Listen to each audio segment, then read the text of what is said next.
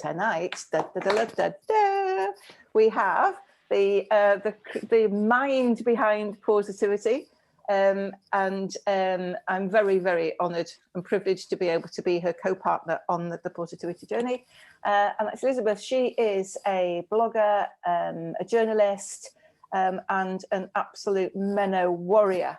There is nothing that she misses in her pursuit of trying to help women share knowledge and help them get through the midlife and menopause years. And tonight she's going to speak to us about something that actually I really wasn't dreadfully aware of before I met Liz. And it's a really, really interesting subject. And hopefully you will all get something from it too. Hi, everyone. Thank you so much for all coming. And please, a little nervous, so be kind. And yeah, if you have any questions, just put them at the bottom, because this is something that I myself didn't know I suffered from until last February, March time. It was really bad. So let me just share my screen if I can to do that. So progesterone sensitivity is something I didn't know about until just over a year ago, even though it turns out that I have suffered from it all my life, basically all my menstrual life. That should be.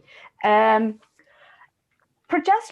is not really a hormone we talk about very much with menopause. So I thought we could start by going through what is progesterone.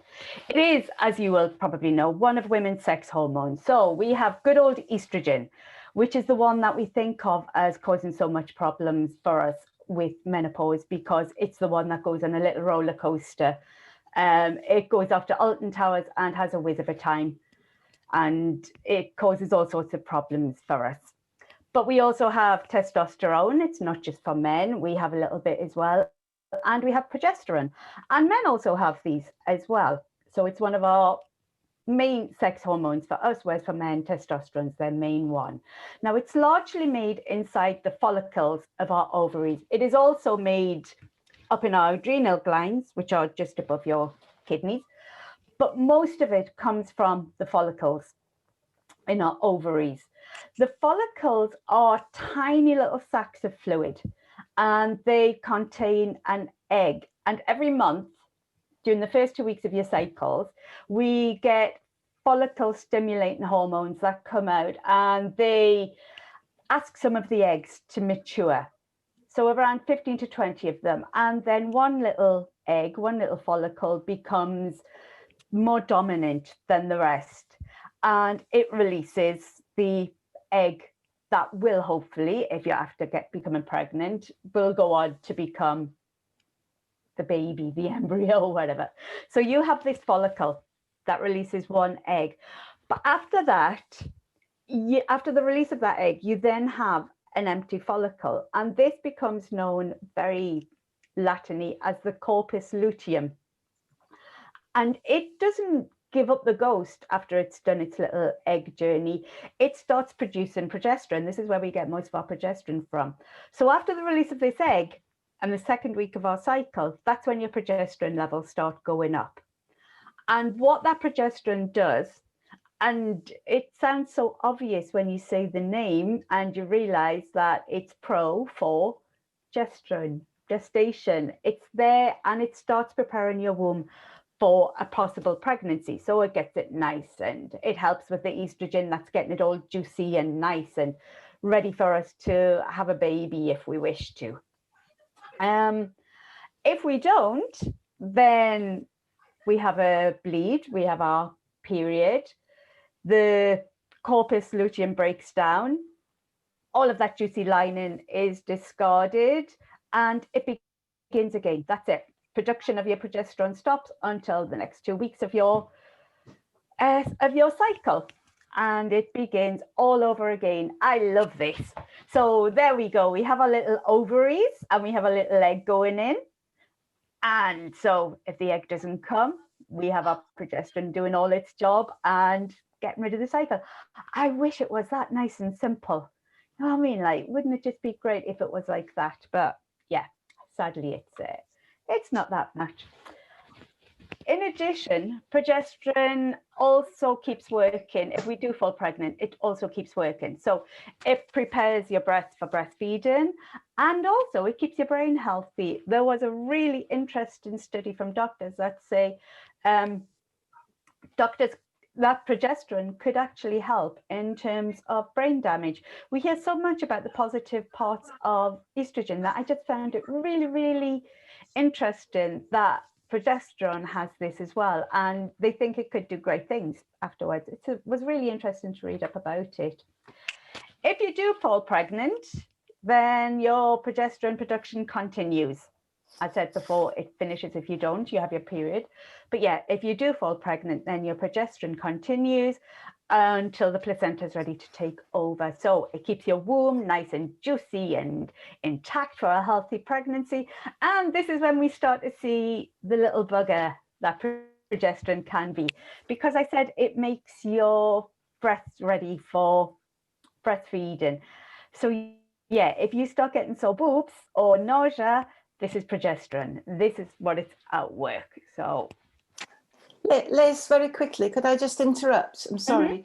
Yeah. I made you host, but I lost the ability to be host, so I can't see if anybody's waiting in the waiting room.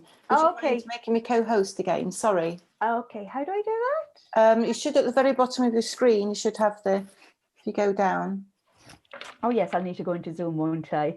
Oh, I'm sorry. Menopause brain hitting me there. So, no, it's my fault. I shouldn't have. There we go, all done. Sorry, everybody. I don't want, unless you can see people in the screen, in the waiting room. I can't see that there's anybody there, and I can't work out how to do this. All right. Okay. Well, it should flash up on your screen anyway, if anybody. Yeah, if anybody comes. All right. All right. So sorry to interrupt. I'll go. Off you go. Whoops. Okay.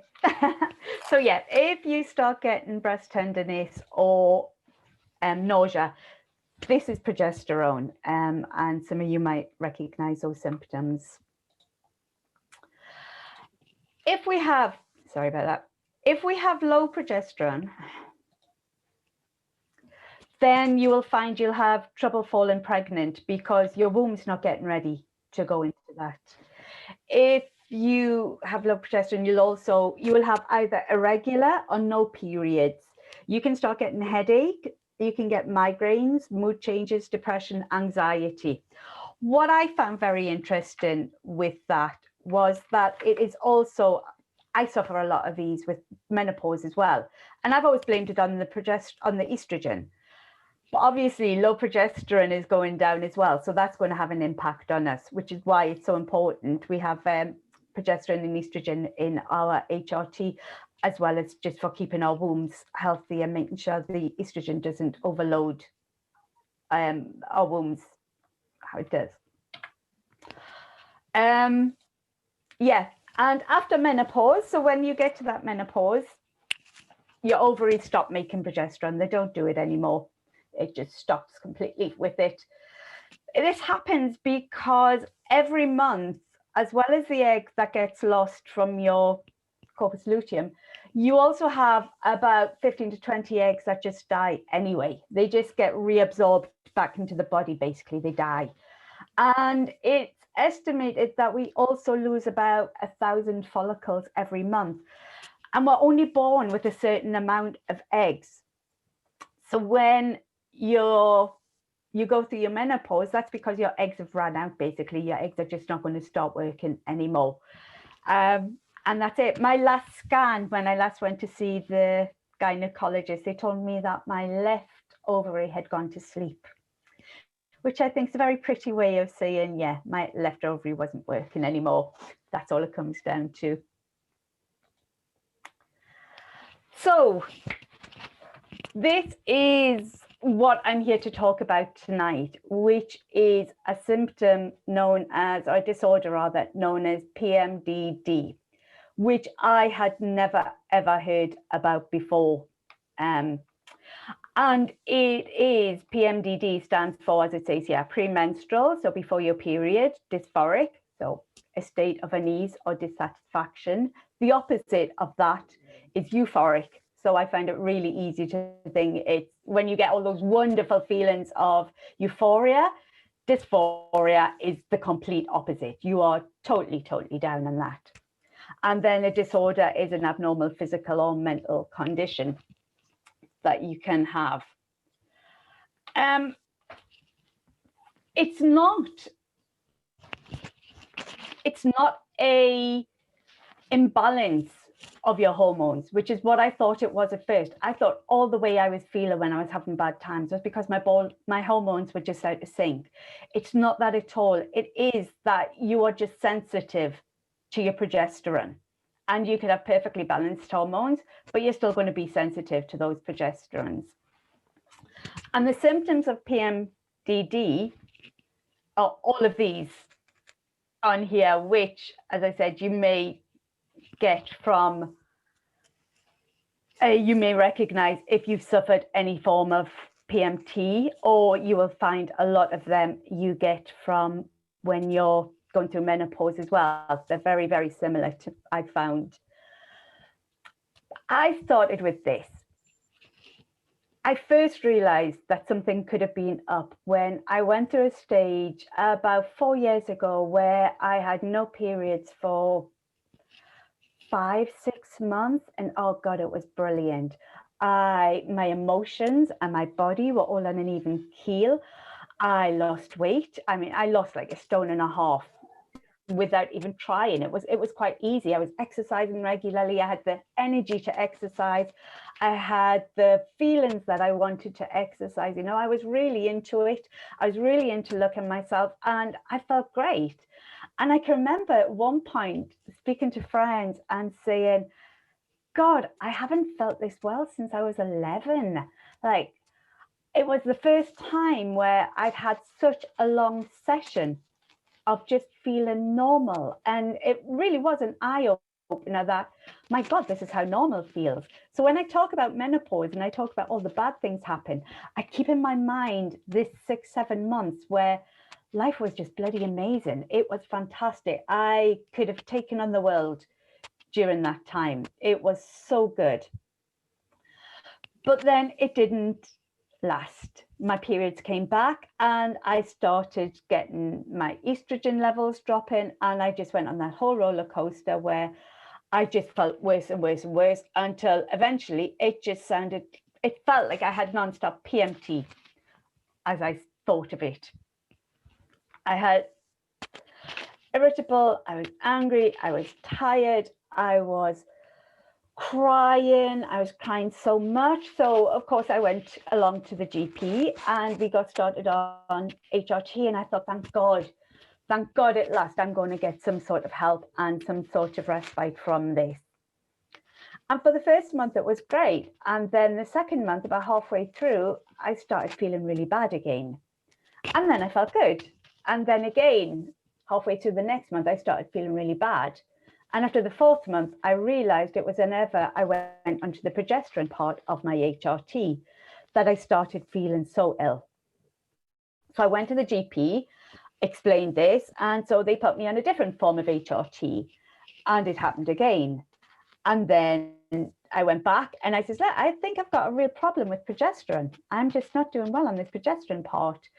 Okay, we'll put you on a different form of HRT. So I ended up in the course of 1.5 years going on 3-4 different types of HRT.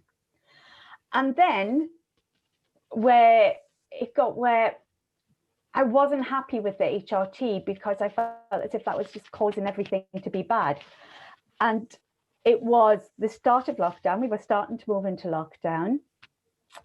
We had problems with HRT supply, so I couldn't always get the HRT that the doctor thought would cure me, so to speak. And so I went cold turkey. I couldn't get what the doctors had wanted. I wasn't supposed to do it. And then I just collapsed. It was the Monday after we went to Parliament. And I just sat in the office and a friend congratulated me on what we'd achieved. And I burst into tears. I couldn't face it anymore. I told her I was just the most awful person in the world. I was terrible. I couldn't control my life.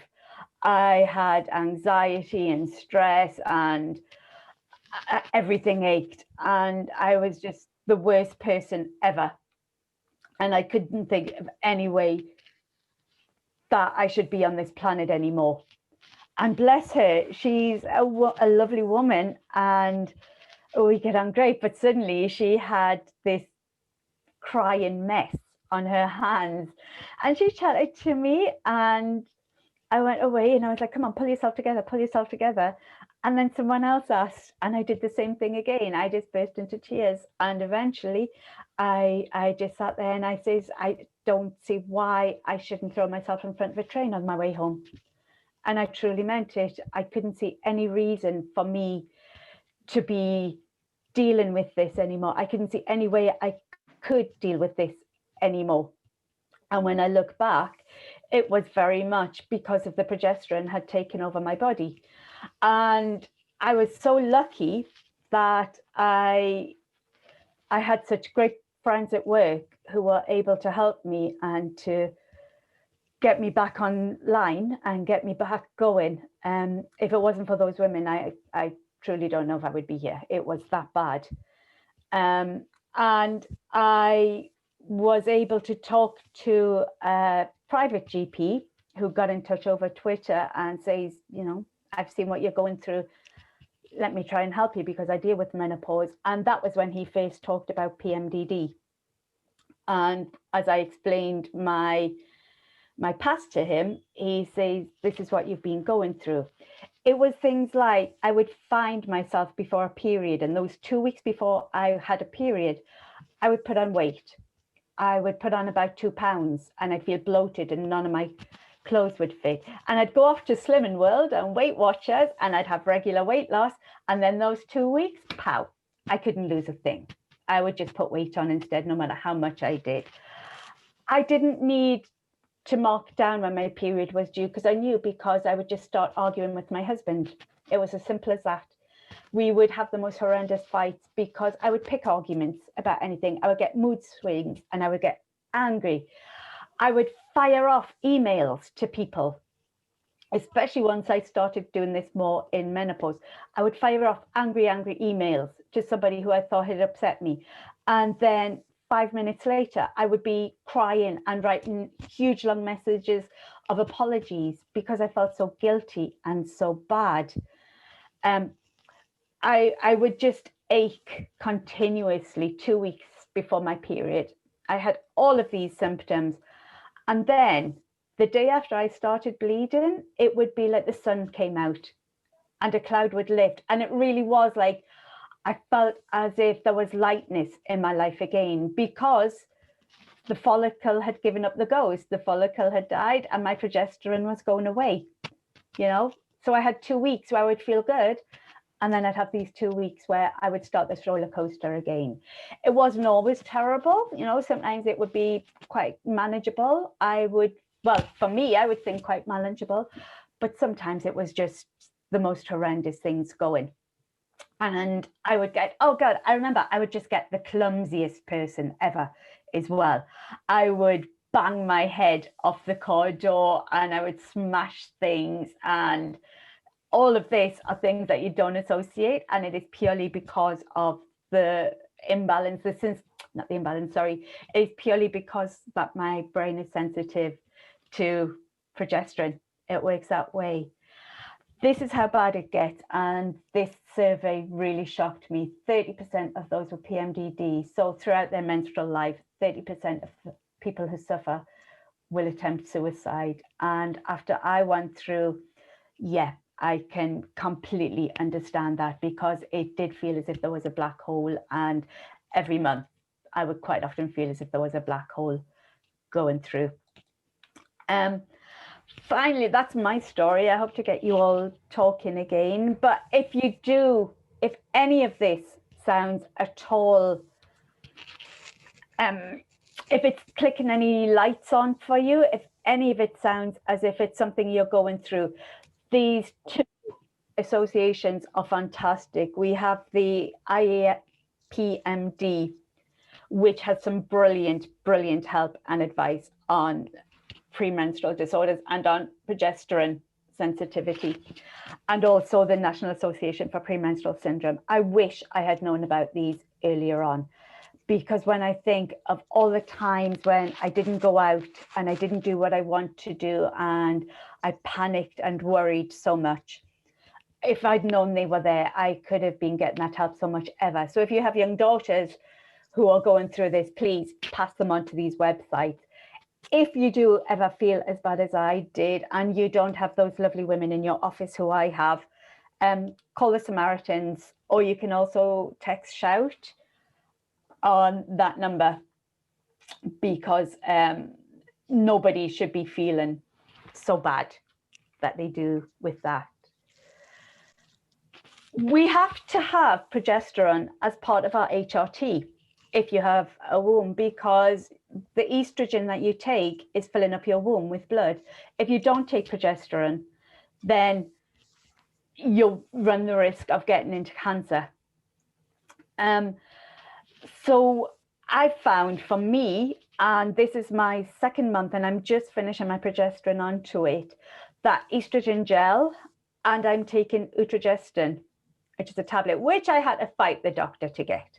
I first got told about this 2 years ago now, 3 years ago, it could even be 2 years ago, when I was so desperate, I got in touch with the BBC and they were doing a program on HRT, and I just went, me, please, pick me, I want to go.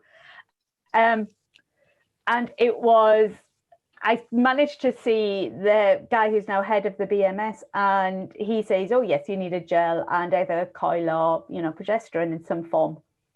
And it took so long because doctors haven't heard about PMDD. They barely know about menopause, so they certainly haven't heard about PMDD. And eventually, because I did get help from that private doctor, and he kindly wrote off to my GP firm, and we decided that the best thing to do would be, at the time, gel and the coil. But then COVID came and everything got delayed by a year. So eventually this year, I've managed to get the gel and also Progesterone, which I take for 12 days. And I was worried about it, after the experience last year when they wanted to put me on an HRT with constant progesterone. I had to go on antidepressants because I just thought, I can't go through that again. I won't go through that again. So I had to be put on antidepressants, and I was okay. I managed throughout the year, a few ups and downs, but it was good. And I've kept on them now that I'm on the gel and the Progesterone. But it's been 2 months now, and I'm actually starting to feel good, like really okay. I've had a couple of bad days, like literally one bad day each cycle, where I've gone into the shower, as we do, gone into the shower, cried, and then come out and got on with life. Now, that's a hell of a lot different to sitting in a corner at work and just crying your eyes out, which is what I did, a year ago. So I think I might actually have found my little holy grail with that, which is brilliant. Everybody used to talk about how fantastic HRT was, and I was so close to giving up on it because I just felt so bad all the time. But this seems to be working for me. Now, I have heard there are some women who've told me that even the coil or the Progesterone was too strong for them. You can use Progesterone vaginally. It's not licensed that way, but you can do it that way if it is too strong. But luckily, I seem to be managing with the tablets. So fingers crossed for me that I have found my little magic light for it, which is brilliant. It's really good.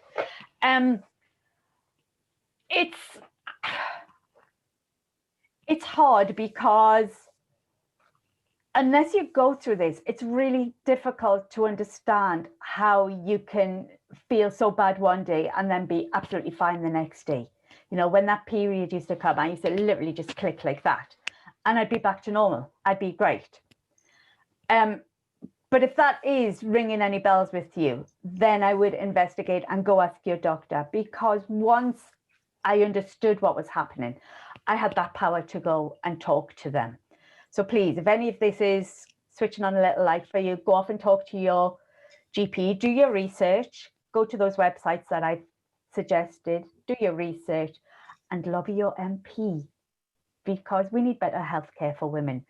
So please get in touch with your GP, get your little Pausitivity poster as well, and shout, demand better healthcare for women, because PMDD affects a lot of people. We need more people to hear about it.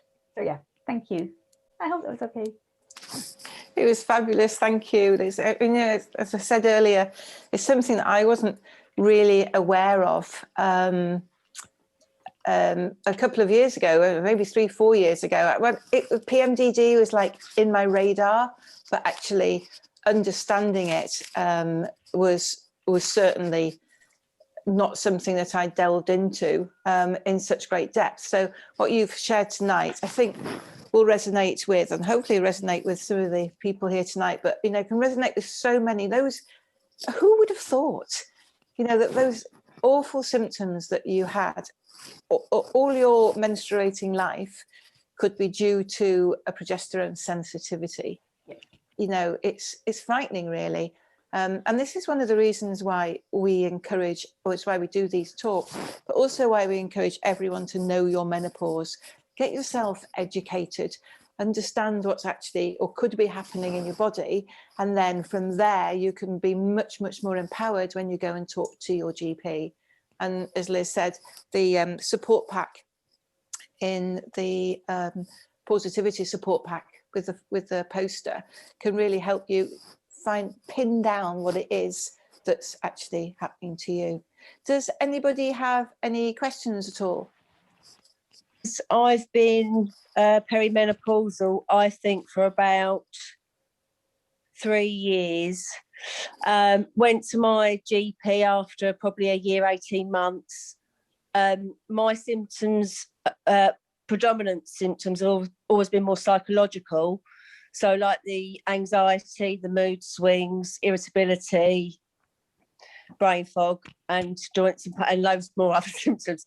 But I went to the doctor, and she really kind of had a very sympathetic smile. But because my cycle's still regular, she kind of said, the only thing we can do is give you antidepressants. So I said, that's fine. So I was put on antidepressants, and from the Friday taking the first one, by the Sunday, I was in such an anxious state, I would have jumped out the window just to make it stop. And unfortunately, I just couldn't tolerate the antidepressants. So she offered me another one, and I was too frightened to ever take it. Then I went on to herbal medicine, herbalist. She's been brilliant, and been with her about 18 months. But I've now, through lockdown, basically, you're not really meant to contact the doctor, you feel, unless your leg's hanging off. So I've gone privately to a menopause specialist, who has now put me on. I've been on Lenzetto, the estrogen spray, for 3 weeks, and then her plan is that I go on to progesterone at 10 weeks, because she said to me, if I put you on both of them now, the fact that your main symptoms are the anxiety, the mood swing, the irritability, you'll be overloaded, and you know it'd be too much. So we're going to start you on the estrogen and then take you onto the progesterone. But it is interesting what you've kind of said, and what I've been trying to kind of self-learn, because I've always, all my whole life, suffered with PMT, and I'm exactly that person that has 2 weeks one way and then 2 weeks another way, you know, where I get those symptoms. So I am nervous with the progesterone, because I'm thinking, gosh, if that can kind of induce, and she's warned me of these PMT symptoms, that really frightens me, the thought of sort of having to deal with anxiety and mood swings and irritability induced by this drug. So that's for me to sort of discover, but it's just interesting to sort of see if I can ask to do it in a soft approach, you know, that we take baby steps with it. But it's been really interesting tonight what's been said. Thank you. That's the thing. You have to take the progesterone with the estrogen, like I said. Is it a full hysterectomy where you have to do it? Yeah, but you can't take estrogen for, I was told, up to 6 months by itself from one menopause specialist, although most GPs say up to like 12 weeks is the top. So it sounds as if that's what to me, it sounds as if your menopause specialist sort of loading you up with estrogen and then giving you enough progesterone to get rid of the danger that could come from it, if that makes sense. Oh, have we lost Kim? I think Kim's frozen. Yeah. Yes, we'll come back. Joanne, do you have any questions?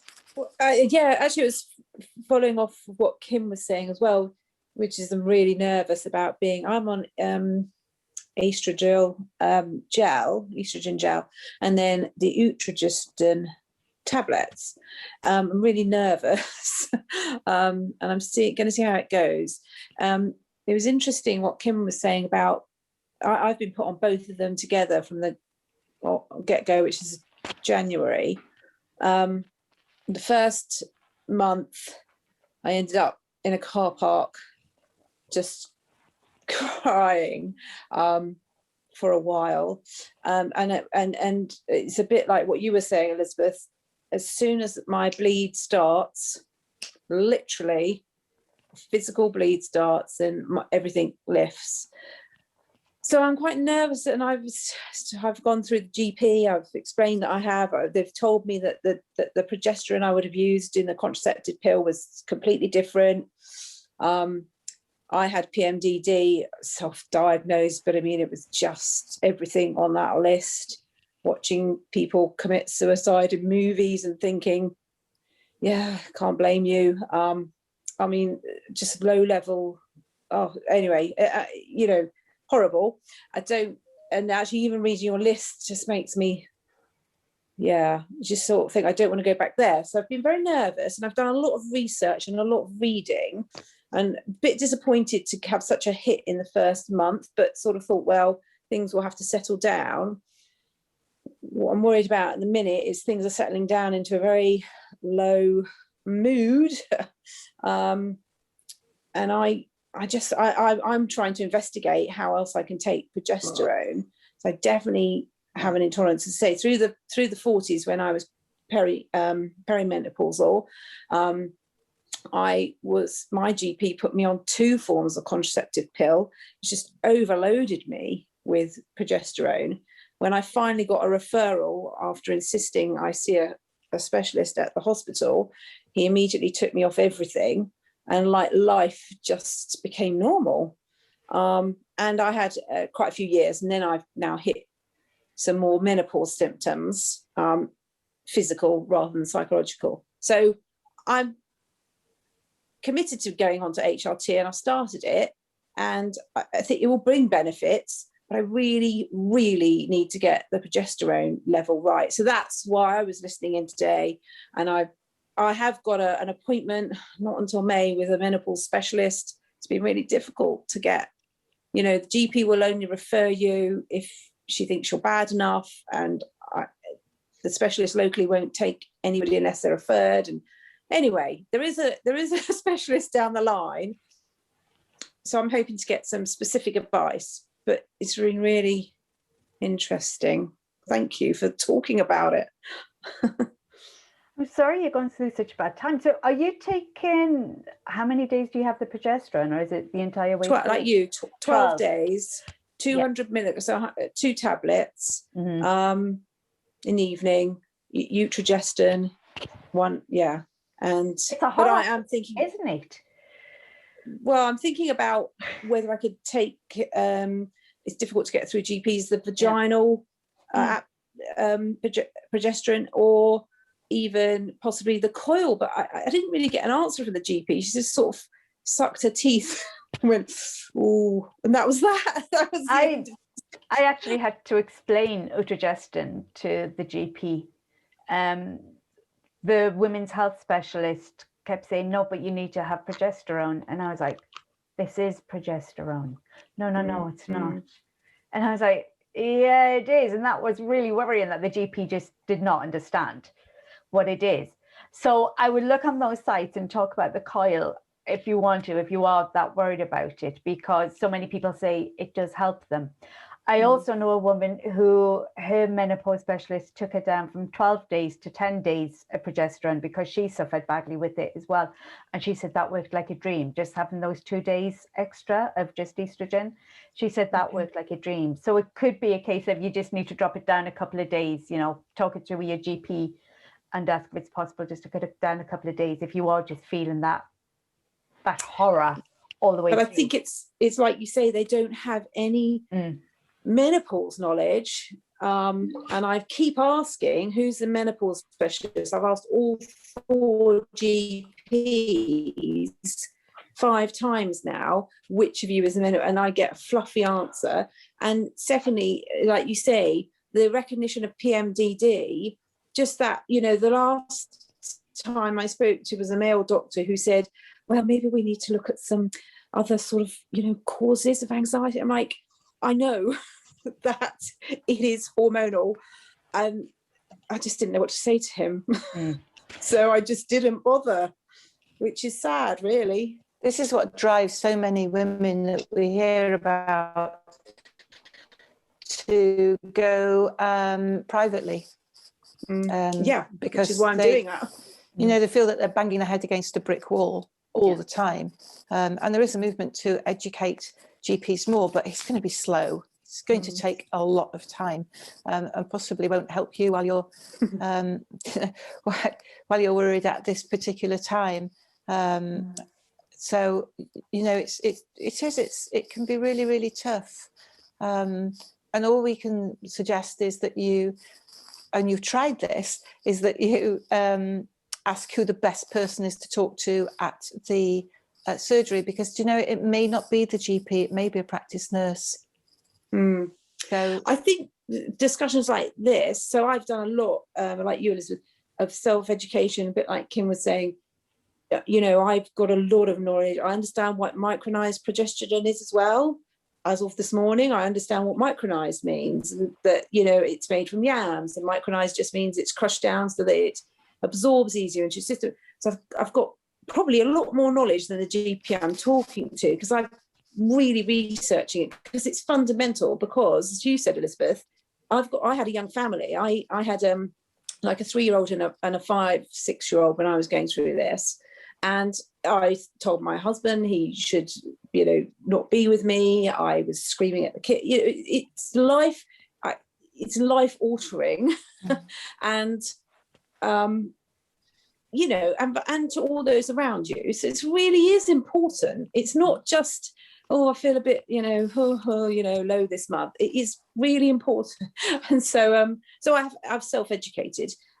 But these forums are essential for that, because this is the only way that you gain knowledge. And even though I know my facts and I really have done a lot of work and I've got a supportive partner, that GP made me doubt myself. And I was so cross with myself afterwards.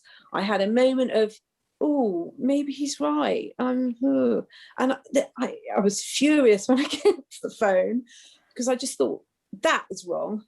That is wrong. I know. And all the people, you know, I'm hearing the stories, talking to people, learning. Don't doubt yourself. You know how you feel, and you know where it's coming from. And that was disappointing. He wasn't being, you know, he was trying his best, and he was kind, and, you know, he was conciliatory, but he was wrong. So yeah, it was very frustrating. Not the only. Thank you for talking about it.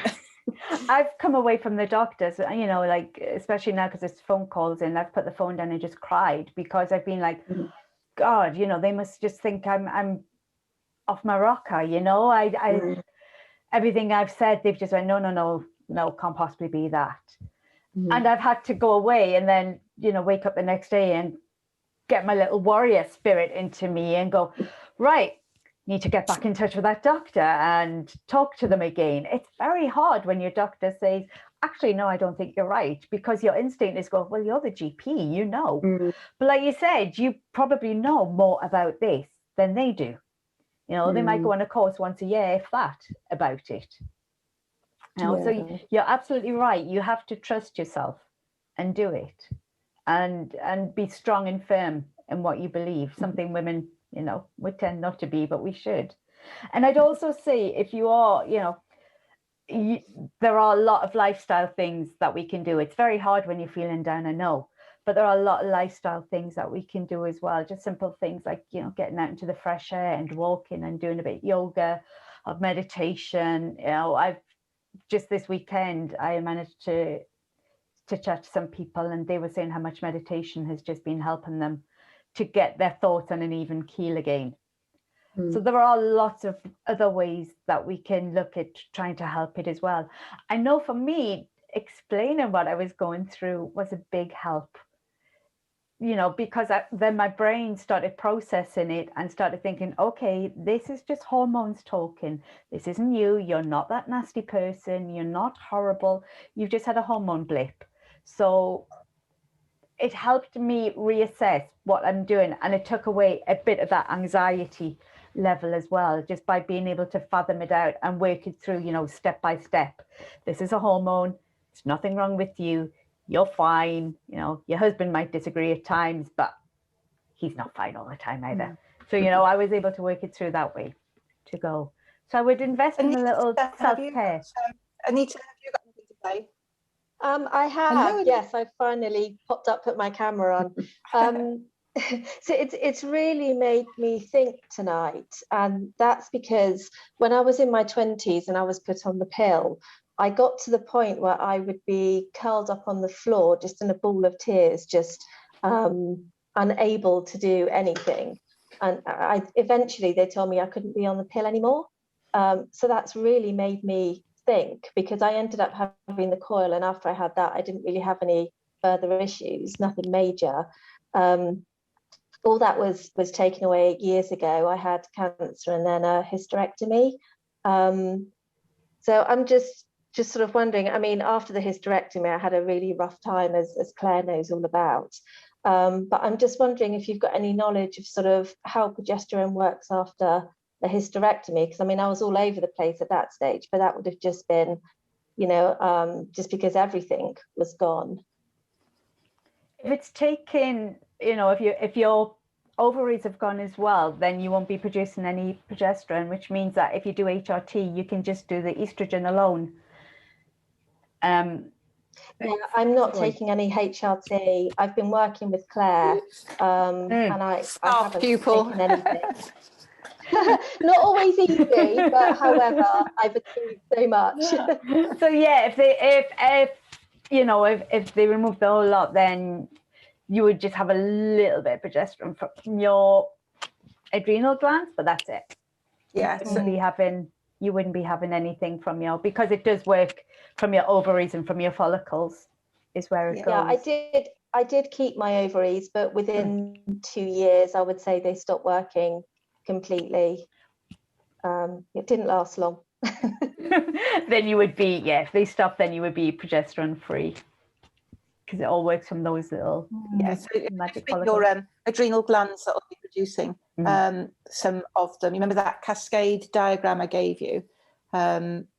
If you can recall that far back, that cascade diagram, you'll see from there how it actually all works, and from that you'll know, or for all of you actually, the higher your stress level, the less of the mother hormone there is available to support progesterone. So if you can lower your stress bar, if you can do that meditation as Elizabeth was talking about there, then that can really help create a little bit more balance and harmony as well. Which is why I think talking about what I was going through and explaining it in that way helped as well. It's not meditation, but it's like it's making your brain focus on what's going on at that moment. Sorry, into the now. Yeah. No, I was just going to say, one of the biggest things for me has been keeping my stress levels down. It's made a huge difference to me, and as soon as they go back up, I can feel symptoms coming back in. So yeah, that was a real game changer for me.